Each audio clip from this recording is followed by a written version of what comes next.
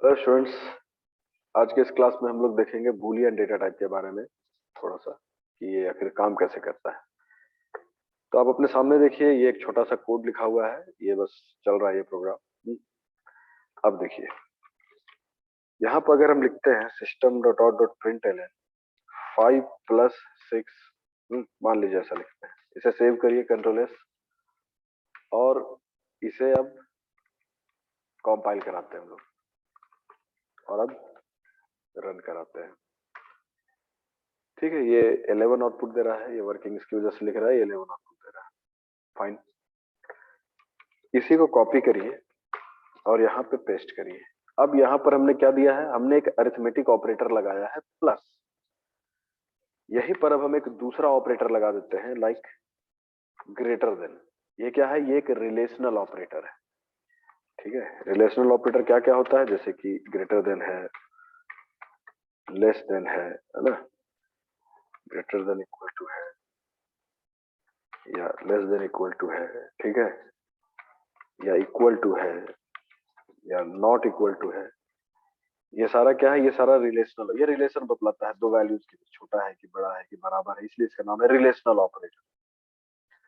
तो वैसा एक्सप्रेशन जिसमें हम लोग रिलेशनल ऑपरेटर का इस्तेमाल करते हैं उसे रिलेशनल एक्सप्रेशन कहेंगे, और जिसमें हम लोग अरिथमेटिक ऑपरेटर का इस्तेमाल करेंगे उसको सिंपल अरिथमेटिक एक्सप्रेशन कहेंगे। तो ये 11 आउटपुट दिया। मगर रिलेशनल एक्सप्रेशन क्या करता है, ये दो चीजों के बीच रिलेशन बताता है, छोटा है कि नहीं, बड़ा है कि नहीं। ये जो हमने लिखा है, ये क्या लिखा है कि 5 ग्रेटर देन 6। क्या 5 ग्रेटर देन 6 है? क्या 5 6 से बड़ा है? नहीं है।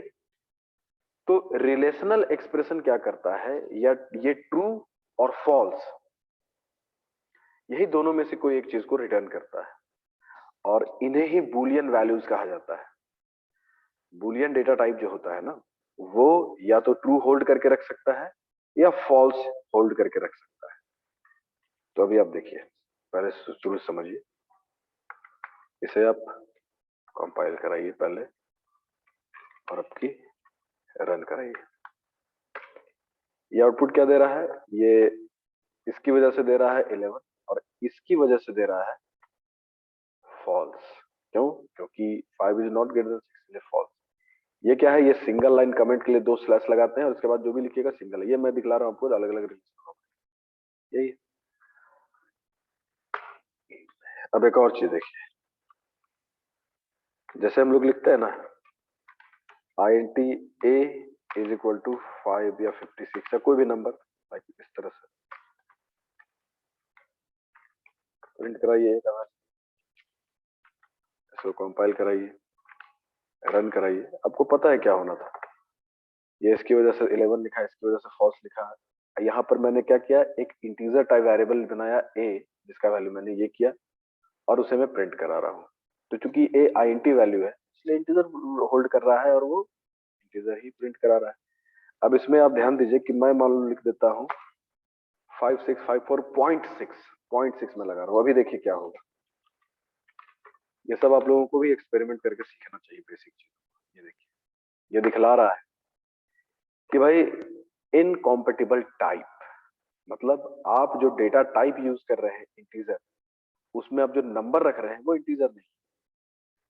यानी आप जो डेटा रखना चाहते हैं उसके लिए ये टाइप जो है वो इनकॉम्पेटिबल है, वो ठीक नहीं है, कॉम्पेटिबल नहीं है, वो सही से काम नहीं करेगा। Lossy conversion from double two INT, आप क्या प्रयास कर रहे हैं, आप डबल डेटा टाइप को या फ्लोट डेटा टाइप को इंटीजर में कन्वर्ट करना चाह रहे हैं, जिससे क्या होगा, डेटा लॉस हो सकता है। ये 0.6 तो इंटीजर रख नहीं सकता है ना, तो इसलिए बोल रहा है कि हम नहीं सकेंगे करने, ये एरर दिखला रहा है। इसका सोल्यूशन क्या है, इसका सोल्यूशन ये है कि इसको आप डबल कर दीजिए या वहां से पॉइंट हटा दीजिए। अब देखिए, मैंने इसे डबल कर दिया, क्या होगा, ये ठीक ले लिया और काम भी कर रहा है। तो कहने का ये मतलब है कि अलग अलग डेटा टाइप जो होते हैं वो अलग अलग तरह के डेटा के लिए बने हुए हैं। तो आपको ये जानकारी होना चाहिए कि किस डेटा को किस डेटा टाइप में असाइन करना है या रखना है। तो ये तो हो गया एक एग्जांपल।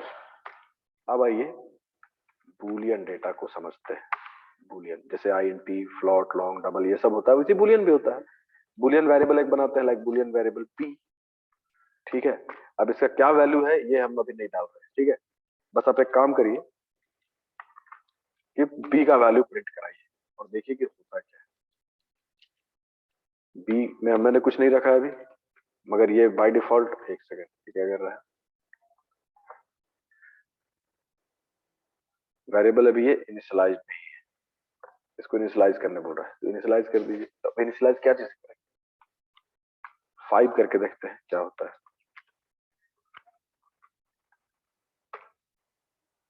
ये क्या बोल रहा है, इनकॉम्पेटिबल टाइप, ठीक है। आईएनटी 5 क्या है, आईएनटी है, INT can not be converted to boolean, integer को बुलियन में नहीं बदल सकते, अगर बदल सकते तो बदल के डाल देता, नहीं बदल सकते। 5 को क्या ट्रू और फॉल्स किस में रखें, नहीं रख सकते, इसीलिए वो लेगा ही। मतलब ये है कि बुलियन डेटा टाइप क्या रखता है, या तो ट्रू या तो फॉल्स, इन्हीं दोनों में से कोई एक चीज। और उसे कैसे लिखेंगे, हम ऐसे लिखेंगे, जैसे boolean b is equal to 2 लिख रहे हैं हम,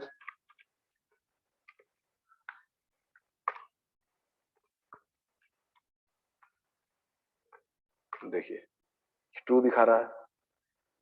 अब boolean b is equal to अगर हम फॉल्स कर दे रहे हैं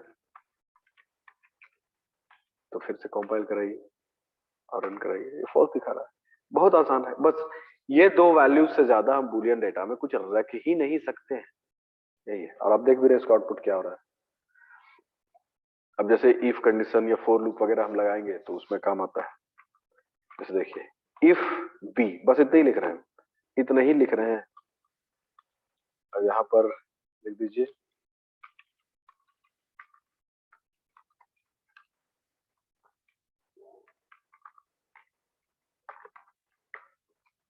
कंडीशन ओके। देखिए ये इफ कंडीशन है, इफ कंडीशन अलग तरीके से काम करता है। कैसे काम करता है इसके लिए इफ कंडीशन देखिए, मैं एक बुलियन का उदाहरण दे रहा हूँ। बुलियन अक्सर इफ कंडीशन के साथ यूज होता है। मैंने यहाँ पर क्या लिखा, कोई कंडीशन नहीं लिखा, मैंने लिखा बी, बस। ये मैंने इसलिए लिखा है क्योंकि इफ कंडीशन जो है, यहाँ पे हम कंडीशन एक्चुअली लिखते हैं, वो कंडीशन अगर ट्रू होगा तभी वो इफ कंडीशन के अंदर का काम को करेगा, अगर वो फॉल्स होगा तो वो नहीं करेगा। यानी कि अभी बी का वैल्यू क्या है, फॉल्स है, बी का वैल्यू फॉल्स प्रिंट भी करेगा। और अब देखिए कि रन करेगा कि नहीं। देखिए फॉल्स, और ये फॉल्स तो इसकी वजह से आ रहा है, इसका क्या, इसका क्या, ये तो कुछ किया ही नहीं। अभी देखिए, अब अगर इसको हम ट्रू कर देते हैं तो ट्रू करने से क्या होगा, देखिए क्या होगा, पहले देखिए फिर मैं समझाऊंगा आपको। देखिए कंडीशन ओके दिखा रहा है, क्यों दिखा रहा है, क्योंकि अब बी का वैल्यू ट्रू हो गया। ट्रू हो गया तो इफ कंडीशन में बी का वैल्यू ट्रू है, तो इफ कंडीशन कब काम करता है, जब वो ट्रू होगा। तो बी का वैल्यू ट्रू है, तो ट्रू हो गया तो यहाँ अंदर घुस के ये काम कर दिया। ये पिछले बार केस में क्या था कि फॉल्स था, तो यहाँ घुसा ही नहीं क्योंकि ये कंडीशन फॉल्स हो गया था। एक्चुअली देखिए इफ कंडीशन ऐसे भी नहीं लिखते, इफ कंडीशन ऐसे लिखा जाता है, if 5 is less than 4 then do this. यानी अगर 5 4 से छोटा होगा तो ये करो। 5 क्या 4 से छोटा है ना भाई, ये करेगा। अब देख लीजिए इसको, ये इफ कंडीशन में आप समझ सकते हैं, मगर बुलियन बिना इफ कंडीशन के समझाया भी नहीं जा सकता है। देखिए ये ट्रू क्यों दिखला रहा है, ये ट्रू इस वजह से दिखला रहा है क्योंकि बी का वैल्यू ट्रू है। यहाँ यहाँ क्या 5 is less than 4, no false. क्योंकि ये कंडीशन फॉल्स हो गया इसलिए ये काम किया ही नहीं। अब इसको ऐसे लिखते हैं, इफ 5 इज ग्रेटर देन 4, अगर 5 4 से बड़ा है तो क्या करना है, तो अब तो 5 4 से बड़ा है, यूनिवर्सल ट्रूथ है, यानी अब ये कंडीशन ट्रू हो जाएगा। और अब कंडीशन ट्रू हो जाएगा तो इफ कंडीशन वाला काम भी होगा। इफ कंडीशन को विस्तार से समझने के लिए इफ कंडीशन का एक वीडियो बना हुआ है, बहुत सारे वीडियो, मगर डाउट क्लियर प्लेलिस्ट में एक खास वीडियो है जो आपको अच्छे से ये समझा सकता है। ये देखा आपने, देखिए मैं छोटे छोटे टुकड़ों में समझा रहा हूँ अलग अलग तरीके से, अभी ध्यान से देखिएगा। अभी मैं क्या कर रहा हूँ कि अब यहाँ पर b is equal to true ये ना लिख के मैं लिख रहा हूँ b is equal to 5 greater than 6, ठीक है। और यहाँ पर मैं b लिख दे रहा हूँ। आप अब तक तो ये समझ रहे होंगे कि इफ कंडीशन तभी काम करेगा, इफ कंडीशन काम करेगा का क्या मतलब है, यानी कि ये इफ कंडीशन का ब्लॉक है, ये यहाँ से यहाँ तक जो है ना, ये इस वाले इफ कंडीशन का ब्लॉक है। यानी इस ब्लॉक के अंदर ये काम है, तो ये काम कब होगा, ये काम सिर्फ और सिर्फ तभी होगा जब इफ कंडीशन हमारा ट्रू होगा, ये एरिया ट्रू होगा तब काम होगा, ऐसे नहीं होगा। अब आइए प्रिडिक्ट करते हैं हम लोग। मैंने यहाँ पर क्या एक्सप्रेशन लिखा है, 5 इज ग्रेटर देन 6, इसका जो भी वैल्यू होगा वो कहाँ असाइन, ये क्या है, ये है असाइनमेंट ऑपरेटर। ये जो सिंगल इक्वल टू होता है ये असाइनमेंट ऑपरेटर है। यानी इधर जो कुछ भी हो रहा है, यहाँ पर क्या दिया है मैंने दिया है रिलेशनल एक्सप्रेशन, ध्यान से समझिए। और रिलेशनल एक्सप्रेशन क्या करता है, दो में से कोई एक वैल्यू ही रिटर्न करता है, या तो ट्रू या तो फॉल्स, दूसरा कुछ नहीं। तो इस एक्सप्रेशन का वैल्यू या तो ट्रू होगा या तो फॉल्स होगा। अब आप में से कुछ लोग ये सोच रहे होंगे कि सर ये तो 5 लिखे हैं आप, ये 6 लिखे हैं, हमको तो पता है कि 5 6 से बड़ा है ही नहीं, तो फिर हम ऐसा लिख के क्यों इसको परेशान कर रहे हैं, जब हमको खुद पता है कि 5 is not greater than 6, we know that the result of this is going to be false of course, then why writing such kind of things. मैं ये भी क्लियर करूंगा, थोड़ा सा इंतजार करिए। फिलहाल हम लोग लिटरल्स के साथ काम कर रहे हैं, कांस्टेंट के साथ काम कर रहे हैं। वेरिएबल के साथ जब काम करेंगे तब इसका यूटिलिटी आपको समझ में आएगा।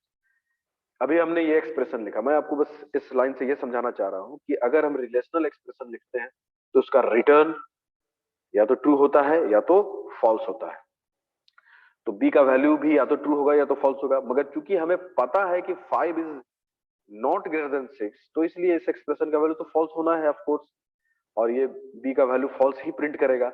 और चूंकि बी फॉल्स है इसलिए यहाँ अंदर घुसेगा नहीं, ये काम नहीं होगा। यानी कि अब आप प्रेडिक्ट कर सकते हैं कि इस प्रोग्राम को रन कराने के बाद आउटपुट हमारा क्या होगा।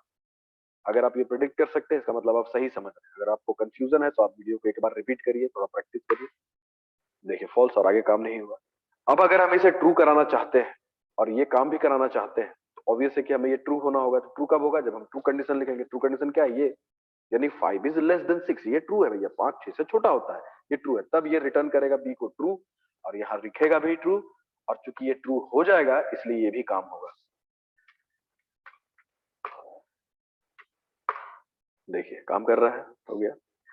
अब मैं आपको समझाता हूं कि ये 5 और 6 एक्चुअल में ये आमतौर पे नहीं ही लिखते हम लोग, ये तो सिंपल एग्जांपल था इसलिए समझाया। ये आमतौर पे हम लोग वेरिएबल्स का इस्तेमाल करते हैं, ध्यान से देखिए। अगर हम दो वेरिएबल बना रहे हैं, एक का नाम रखते हैं एक्स और दूसरे का नाम रखते हैं वाई, ठीक है। अब हम एक्स का वैल्यू क्या करते हैं 5, और वाई का वैल्यू क्या करते हैं 6, ठीक है, यहां तक भी ठीक है। अब हम यहाँ पर 5 और 6 न लिख के हम लोग क्या लिखेंगे, एक्स एंड वाई। अब ये एक्सप्रेशन क्या हो गया कि अब ये निर्भर करता है कि एक्स और वाई वेरिएबल का वैल्यू क्या है। तो चूंकि हम लोग यहाँ डायरेक्ट असाइन कर दिए हैं कि एक्स का वैल्यू 5 और वाई का वैल्यू 6, यहाँ भी हमें पता है कि भाई एक्स और वाई का वैल्यू ये है, तो ये कंडीशन क्या होगा, ट्रू होगा कि फॉल्स होगा। X is less than y, x क्या है 5, वाई क्या है 6, क्या 5 is less than 6, yes true.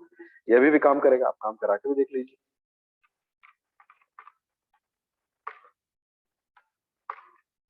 देखिए कंडीशन ओके हो गया क्योंकि ट्रू है। अब हम यहाँ पर 15 कर देते हैं इसको, एक्स का वैल्यू 15। वेरिएबल क्या है, variable can vary, can change, that's why its name is variable. Vary हो गया, ये बदल गया, अब ये 15 हो गया। अब क्या हो गया कि क्या x is less than y, क्या 15 अब वाई से छोटा है, यहाँ पे देखिए क्या एक्स, नो फॉल्स। अब ये प्रोग्राम जब रन करेगा तो देखिए क्या रिजल्ट देगा, फॉल्स। अब चूंकि ये फॉल्स हो गया, लिख दिया इसलिए फॉल्स है, इसलिए काम करेगा ही, ठीक है। इसको और थोड़ा बेहतर कर देते हैं, इफ के साथ एल्स लगा देते हैं, और ऐसा करते हैं, इफ के साथ एल्स लगता है। इफ कंडीशन को समझेंगे तो बताइए, यहाँ पर लिख देते हैं कंडीशन ट्रू। कंडीशन जब ट्रू होगा तो ये लिखेगा, और कंडीशन जब फॉल्स होगा तो ये मैसेज प्रिंट होगा। एल्स कब काम करता है, जब फॉल्स हो जाता है कंडीशन, ठीक है। ये इफ कंडीशन की बातें हैं। इफ कंडीशन एक बार में भी तो मैं नहीं समझा सकता हूँ, उसका अलग वीडियो है, आप उसको देख के समझ सकते हैं। अब देखिए,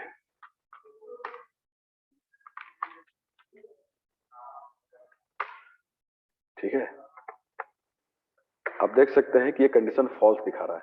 क्यों, क्योंकि ये काम नहीं कर रहा है, ठीक है। काम कौन कर रहा है, काम ये कर रहा है, ठीक है, काम ये कर रहा है। तो इसीलिए आपको ध्यान देना है कि फॉल्स ये हो गया, इसलिए ये काम कर रहा है।